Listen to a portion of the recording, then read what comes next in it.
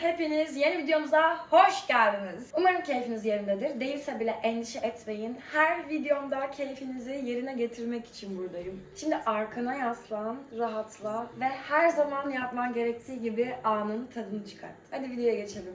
Bugün elimde yepyeni bir iPhone 16 Plus var. Ve neden Pro yerine Plus tercih ettiğimi anlatacağım. Ayrıca iki model arasındaki farka değineceğiz. Hatta ilerisi için ufak bir spoiler vereyim. Herkes Pro daha iyi diyor ama bence durumlar biraz farklı. Şimdi kutumu bir haftadır bekletiyorum bu videoyu çekebilmek için. Çok heyecanlıyım. Yani ben bunu anlatırken yavaştan kutu açılımına başlayabiliriz. Kutu açılımı yaparken de anlatmaya devam ederim. Plus'ın 5 çeşit rengi var arkadaşlar. 1 siyah, 2 beyaz, 3 pembe, camlı gördüm. Bayağı kötüydü pembe tonu. 4 ultramarine, yani benim tercih ettiğim. Aslında derin bir mavi olarak geçiyor ama bence lila rengi, yani bayağı bir lila rengi. Hatta açık mor yani. Şöyle gösterebilirim. Bu arada ben bu rengi araştırırken bir bilgi öğrendim. Sizinle de paylaşmak istiyorum. Hatta direkt okumak istiyorum. Ultramarine renginin hikayesi değerli bir taş olan lapis lazuli'nin öğütülmesinden elde edilen doğal bir pigmentmiş. Hatta Rönesans zamanında bu renk bayağı moda edilmiş. Bütün sanatlarda kullanılmış. Bu kadar. Bu da böyle gereksiz bir bilgiydi. Diğer son renk deniz mavisi. Bence deniz mavisi de çok güzel bir renk ama ben lila almasaydım siyah olanı tercih ederdim. Deniz mavisini tercih etmezdim yani. Apple yine klasik minimal kutusunu yapmış. Alıştık artık zaten buna. Bence çok güzel. Şimdi sizlerle birlikte yeni telefonumun kutusunu açmak istiyorum. Evet, burada zaten ok var. O oku çekiyoruz ileriye doğru. Güzel. Burada da var aynısından. Hop. Ama bir şunun renginin güzelliğine bakar mısınız arkadaşım? Ben bunu lila demek istiyorum. Yani bu rengin adı lila arkadaşlar. Hatta ben üstüm telefonla uyumlu olsun diye yeni aldığım Calvin Klein bursiyeri bile giydim. Böyle takılmalım istedim. Şimdi evet, ilk açılışı yapıyoruz. Bismillahirrahmanirrahim. Bismillahirrahmanirrahim. Oho. Ben bunu sizin yakınınızda açacağım. Bunu şu an açmak istemiyorum. Çizilmesini istemediğim için de bir şey söyleyeceğim. Telefon çok hafif, ince ve hiç ağır. Telefon çok hafif, ince ve hiç ağır değil. Aşkım hafif diyorum yani zaten.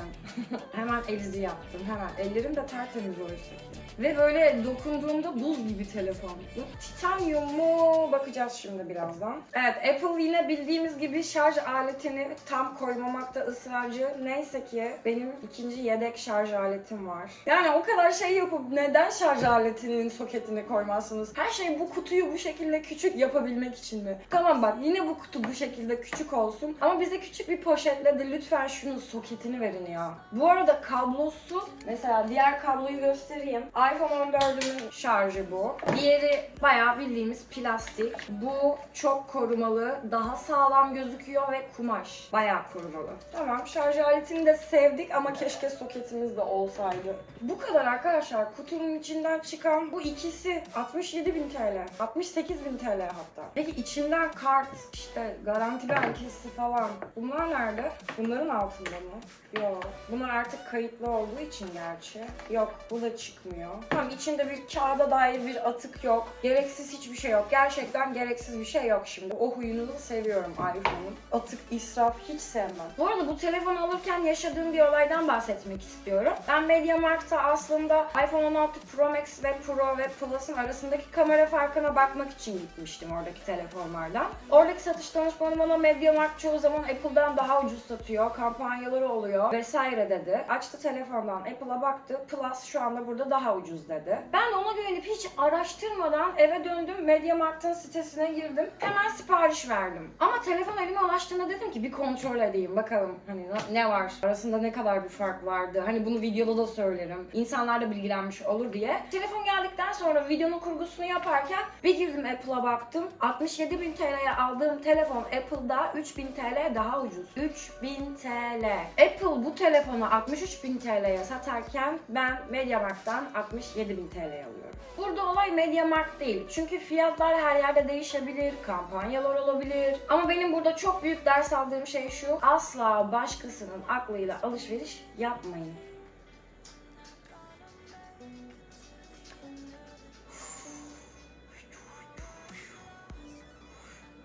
Özellikle teknoloji gibi büyük yatırımlarda kendi araştırmalarınızı yapmadan karar vermeyin. Benim için çok büyük bir fark değil ama yine de keşke kendim baksaydım ve araştırsaydım diyorum. O yüzden siz olun, fiyat karşılaştırması yapmadan, farklı yerlerdeki kampanyalara bakmadan bu tarz teknolojik ürünleri satın almayın.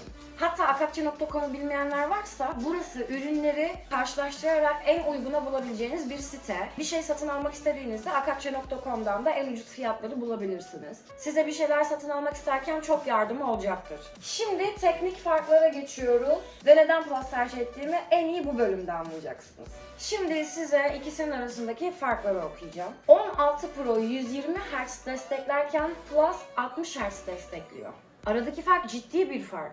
Ama ben 120 Hz'i sosyal medyada nerede kullanacağım? Instagram bunu karşılamıyor, TikTok bunu karşılamıyor. Mantık şu arkadaşlar, platformların belirli boyutları var. Varsayalım 4K bir Reels attınız. Instagram bunu kendi boyutlarına kompreslemek zorunda. Ve bunu kompreslese bile, yani sıkıştırsa bile hala FPS drop yaratıyor. Çünkü karşılamıyor.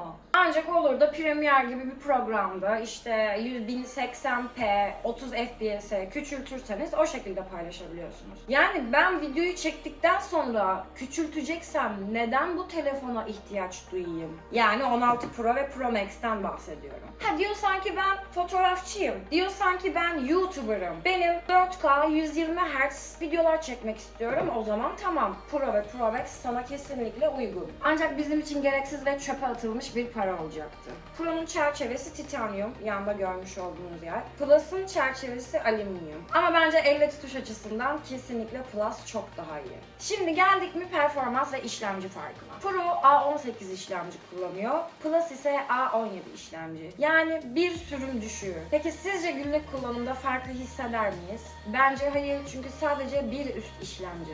A18 işlemci 5 çekirdekli CPU'ya sahipken A17 işlemci, yani Plus'ın işlemcisi 6 çekirdekli CPU bulunmaktadır. Sizce bu çok büyük bir fark yaratır mı? Yoksa bana mı katılıyorsunuz? Lütfen bunu yorumlarda yazın. Benim internetten araştırmalarıma göre ikisinin arasında sadece %5'lik bir performans farkı var. Ben değmeyeceğini düşündüm. Şimdi gelelim kamera farklarına.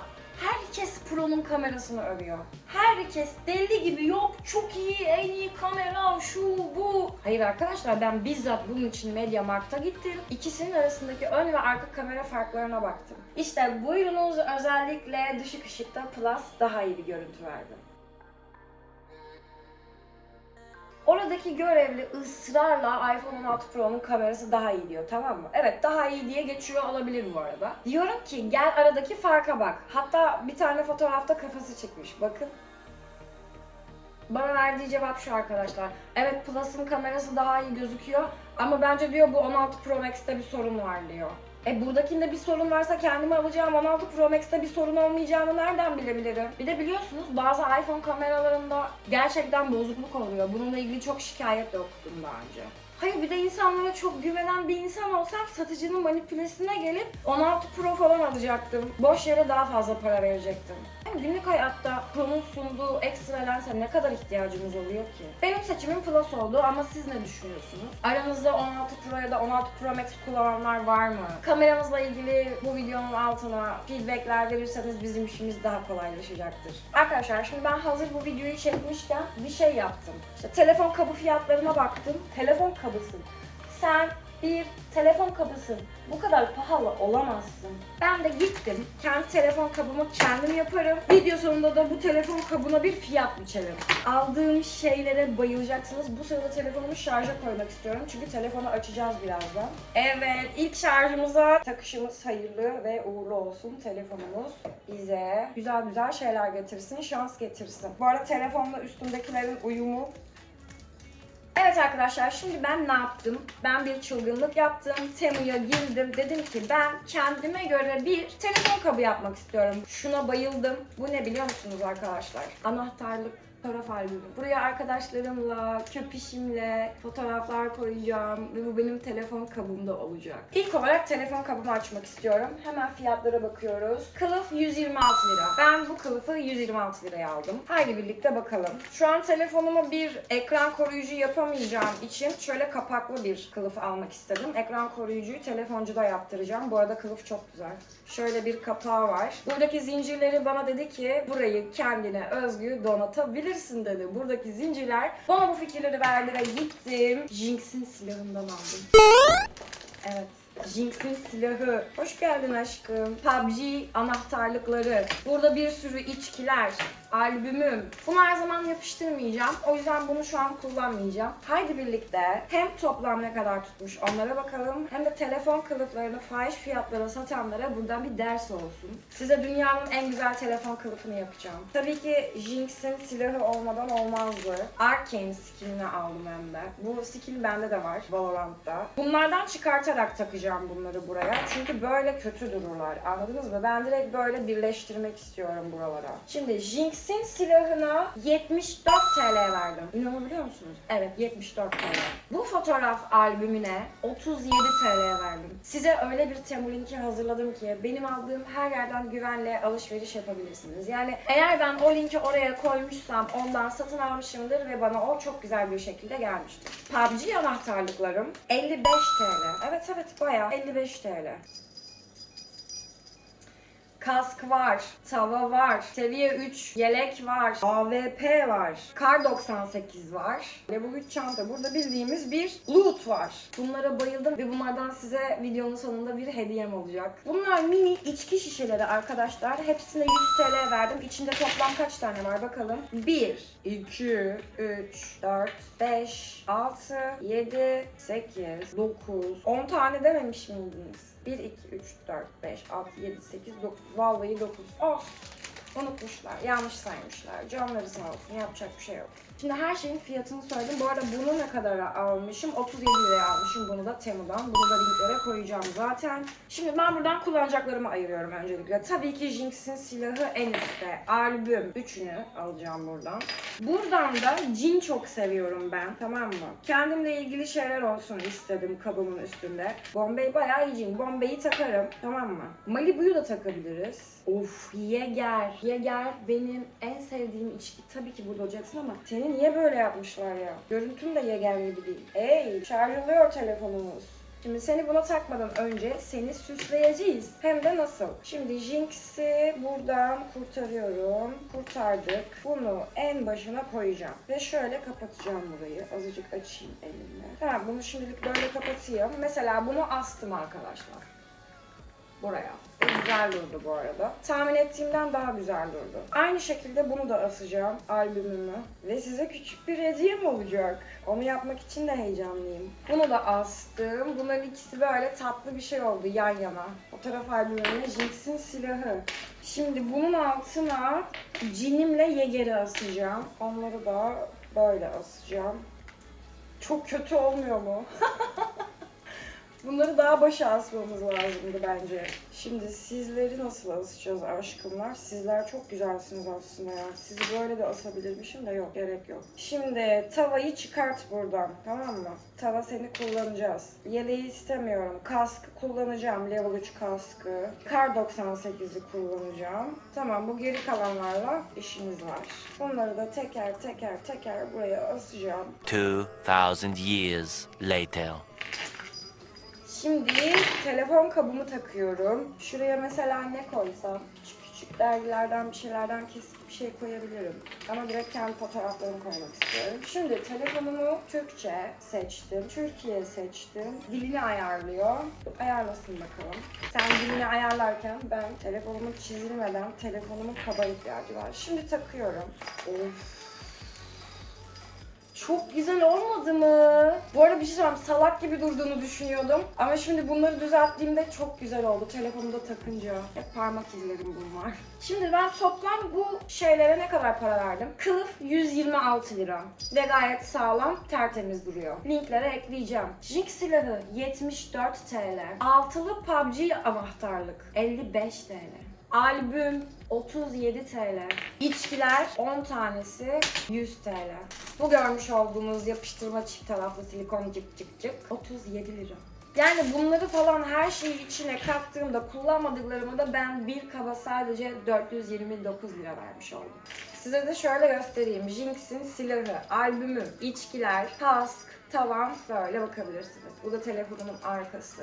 Bu da kılıfım. Telefonumun da ayarını yapsın o sırada. Tamam ben seni sonra yaparım. Şimdi en iyi sürprize geldik. Size kendi ellerimle anahtarlık yapıyorum ve yorumlardan bir kişiye bunu hediye ediyorum. PUBG anahtarlıkların hepsini içine koyuyorum. Ve buradan alkol seçeceğim. Viski seçiyorum. Viski çok güzel ve Malibu çok güzel gözüküyor bu ikisi. Bu ikisini koyuyorum içine. Bunlar kötü. Bunları bir şeyler yaparız sonra. Gordons da güzel ama ben şu ikisini koymak istiyorum. Evet, bunu da koyduktan sonra anahtarlığım bitti. Hatta şunu da yedek koyayım. Bu da ihtiyacı varsa diye, işte ayırmak isterse diye.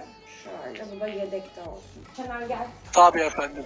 Evet arkadaşlar, çok salakça bir şey oldu bu ya. Şıkır şıkır ama ben mutluyum. Yani benim telefon kabımda Jinx'in silahı olması, mini bir fotoğraf albümümün olması, Level 3 kaskım, tavamın, Kar 98'imin olması ve en sevdiğim içkilerimin olması beni mutlu ediyor. Bunun nasıl gözüktüğü benim umurumda değil. Bunların burada var olması sadece beni mutlu ediyor. Anlıyor musunuz? Arta kalan şeylerden size bir anahtarlık yaptım. Ve bu anahtarlığı yorumdaki arkadaşlarımdan birisine hediye edeceğim. Sadece yorum yapmanız yeterli olacaktır. Benden size sonsuza kadar bir hatıra olsun.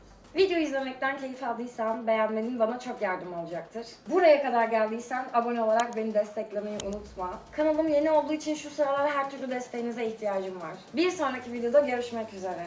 I love you all.